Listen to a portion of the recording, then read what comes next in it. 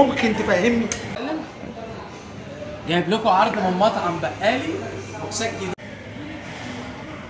مطعم بقالي اللي عمره ما عمل عروض اخيرا عمل عرض مكسر اسكندريه وسميته العتاوله، ده يطلع ايه بقى ان شاء الله؟ ممكن تفهمني؟ ده انا كنت لسه بعمل فيديو عشان اقول للناس على العروض بتاعتنا.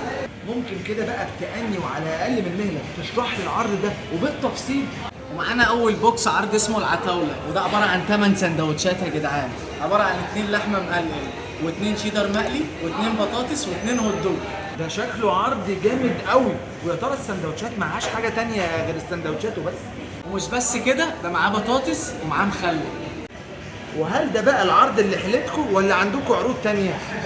العرض التاني بقى يا جدعان، اللي عايز يعرف يكتب لي في الكومنتات عشان خاطر هعمل فيديو ليه مخصوص.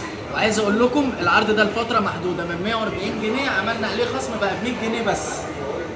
طب بالله عليك ما تطولش علينا كده وانجز وانزل بالفيديو بتاع العرض التاني، سهلها علينا بقى يا عم، ده انا حبيبك. وعشان اسهلها عليكم، العرض التاني باسم واحد من الفود بلوجر المشهورين قوي في جمهوريه مصر. اشهر فود بلوجر واسكندراني كمان؟ لا لازم اكون عارف اسمه. يطلع مين بقى؟ حدوته وما فيها ان مطعم بقالي شويه شباب بيجتهد عشان نطلع بافضل قيمه عشان نرضيكم، لان انتوا اهلنا وناس نجاحنا الحقيقي لما نرضيكم ونقدم لكم حاجه فعلا تشرف، تليق بيكم كعملاء محترمين بنحبهم وبيحبونا، وتليق بينا كمطعم بقالي. وما تنسوش دايما حتى انا مش لابس اليونيفورم ان بقالي بيحبكم.